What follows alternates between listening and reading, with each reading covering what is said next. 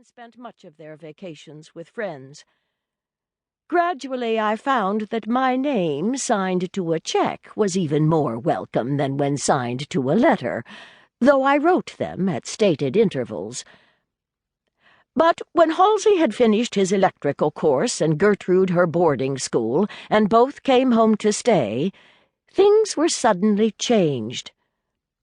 The winter Gertrude came out was nothing but a succession of sitting up late at night to bring her home from things, taking her to the dressmaker's between naps the next day, and discouraging ineligible youths with either more money than brains or more brains than money.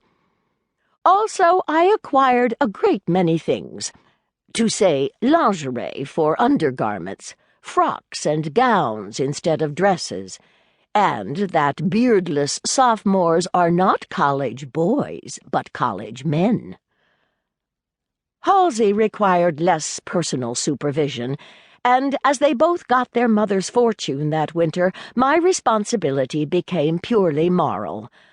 Halsey bought a car, of course, and I learned how to tie over my bonnet a gray baize veil, and, after a time, never to stop to look at the dogs one has run down. People are apt to be so unpleasant about their dogs.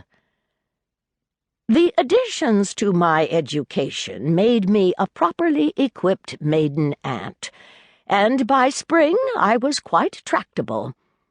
So when Halsey suggested camping in the Adirondacks and Gertrude wanted Bar Harbor, we compromised on a good country house with links near, within motor distance of town and telephone distance of the doctor. That was how we went to Sunnyside. We went out to inspect the property, and it seemed to deserve its name. Its cheerful appearance gave no indication whatever of anything out of the ordinary. Only one thing seemed unusual to me. The housekeeper, who had been left in charge, had moved from the house to the gardener's lodge a few days before. As the lodge was far enough away from the house, it seemed to me that either fire or thieves could complete their work of destruction undisturbed. The property was an extensive one, the house on the top of a hill which sloped away in great stretches of green lawn and clipped hedges to the road, and across the valley, perhaps a couple of miles away, was the Greenwood clubhouse. Gertrude and Halsey were infatuated. "Why, it's everything you want," Halsey said. "View, air, good water, and good roads. As for the house, it's big enough for a hospital, if it has a Queen Anne front and a Mary Anne back," which was ridiculous. It was pure Elizabethan. Of course we took the place. It was not my idea of comfort, being much too large and sufficiently isolated to make the servant question serious. But I give myself credit for this. Whatever has happened since, I never blamed Halsey and Gertrude for taking me there. And another thing. If the series of catastrophes there did nothing else, it taught me one thing, that somehow, somewhere, from perhaps a half-civilized ancestor who wore a sheepskin garment and trailed his food or his prey, I have in me the instinct of the chase.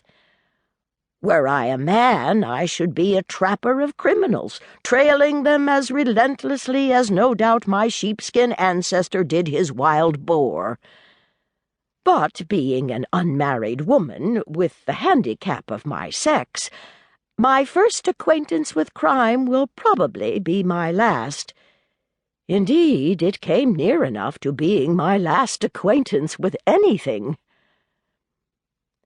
The property was owned by Paul Armstrong, the president of the Traders' Bank, who, at the time we took the house, was in the West with his wife and daughter, and a Dr. Walker, the Armstrong family physician. Halsey knew Louise Armstrong, had been rather attentive to her the winter before, but as Halsey was always attentive to somebody, I had not thought of it seriously, although she was a charming girl. I knew of Mr.